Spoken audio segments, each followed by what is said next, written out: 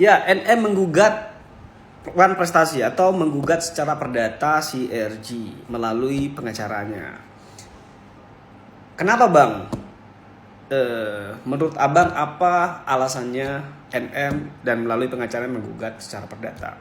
Ya, ini merupakan salah satu strategi NM ataupun pengacaranya ingin menunjukkan secara hukum tentunya bahwa ini merupakan peristiwa perdata bukan peristiwa pidana, sehingga nanti ketika ini diperiksa di persidangan ini dijadikan dasar bahwa nantinya tunjukkan kepada hakim bahwa ini peristiwa perdata sehingga NM bisa nanti diputus bebas murni atau free sprach ya. Ini strategi. Tetapi kalau saya sendiri secara pribadi saya lebih sepakat untuk pra peradilan. Kenapa? Iya, ini lawyer pasti akan punya strategi masing-masing ya. Kenapa saya memilih pra peradilan? Balik lagi, banyak tokoh-tokoh besar yang walaupun sudah ditetapkan tersangka kemudian diputus perkaranya tidak dilanjutkan. Prof Edi melawan KPK, Hedi Hiarit sampai sekarang nggak dilanjutkan. Ya banyak lagi lah profesor-profesor yang ketika menang kemudian perkaranya nggak dilanjutkan. Tetapi kembali lagi saya harus menghormati keputusan yang diambil oleh Bang Fahmi sebagai pengacara dari NM. Karena pasti beliau lebih tahu lebih tahu bukti-buktinya, kondisi psikologis di sana seperti apa. Saya hanya ingin menyampaikan pandangan hukum saya dalam konteks ini, upaya apa yang menurut saya lebih baik. Gitu pandangan saya. Salam smart konsumen. Wow, dalam 1-2 hari ini Nikmir akan mengeluarkan LP untuk DRG dan Misua, ya kan? Jadi yang aku lihat kasus Wan Prestasi berarti belum dilaksanakan ya. Kasus Wan Prestasi di sini.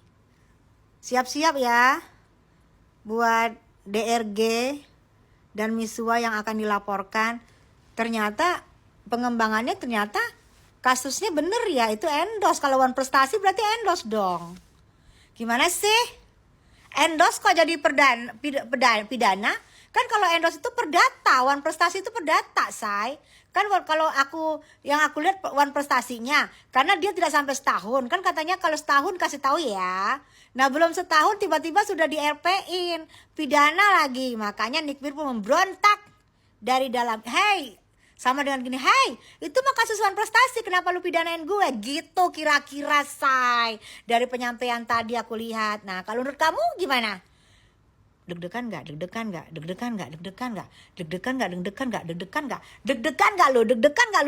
lah, masa enggak? Ayah. Nikmir menggugat Wan Prestasi, RG. Turut tergugatnya Kejaksaan Agung dan Kapolri dimasukkan sebagai turut tergugat. Apa sih gugatan Wan Prestasi? Ya, bahasa sederhana saya akan menjelaskan biar mudah dicerna. Ya, gugatan Wan Prestasi itu adalah gugatan di mana salah satu pihak dianggap ingkar terhadap janji yang sudah disepakati, perjanjian yang sudah disepakati. Perjanjian itu apakah harus tertulis? Enggak. Perjanjian bisa saja perjanjian sifatnya lisan, tapi juga harus bisa dibuktikan perjanjian itu. Jadi nanti dalam gugatan Wan Prestasi itu harus bisa membuktikan bahwa memang ada dua pihak yang memang sepakat melakukan perjanjian terhadap sesuatu peristiwa ya yang kemudian diikat dalam satu perjanjian, dan di antara pihak itu kemudian melakukan ingkar janji, ya, tidak memenuhi hak atau kewajiban, ya, tidak melaksanakan sesuai waktunya. melaksanakan akan tetapi tidak sesuai dengan apa yang disepakati. Nah, itu bisa disebut wan prestasi. Kemudian, apakah Nikita Mirzani dan RJ di situ ada perjanjian, ada peristiwa perdata ya di antara keduanya?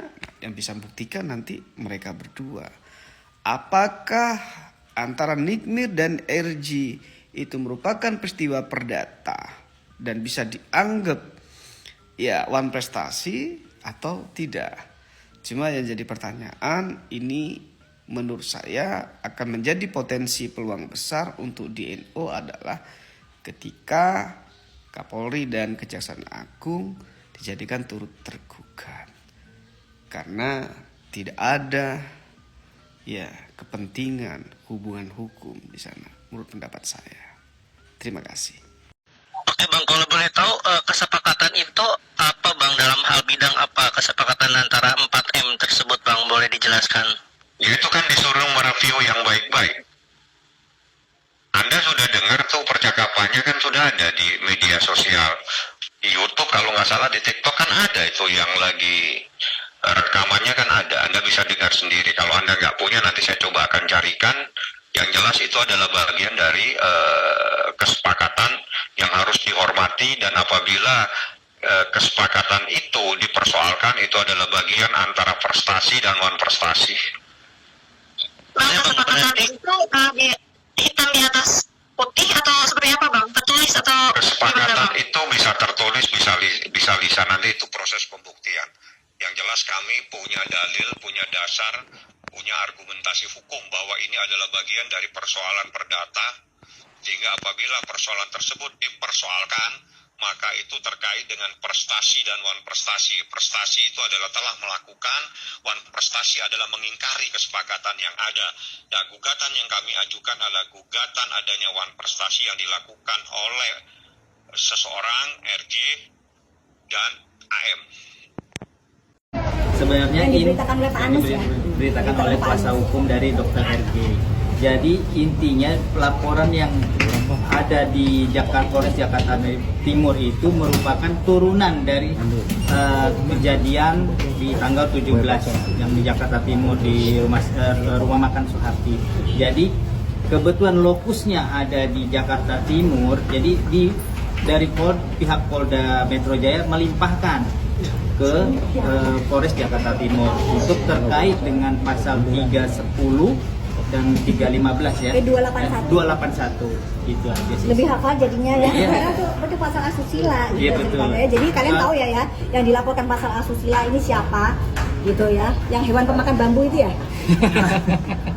Doktif, tapi heran gak sih kok tiba-tiba ada info Doktif melaporkan? Penasaran gak gitu sumbernya awalnya dari mana gitu Doktif? Ya itu makanya di sini juga Doktif pengen menghimbau ya kepada kuasa hukum Pak Anus. Ini bolak-balik Pak Anus memberikan informasi yang sesat. Dibilang katanya handphonenya Doktif lah diambil lah, inilah itu, terlalu banyak informasi sesat yang beliau sebarkan. Jadi di sini sekali lagi Pak Anus, karena apa yang Anda sampaikan itu bisa menjadi blunder ke diri Anda sendiri. Gitu. Jadi tidak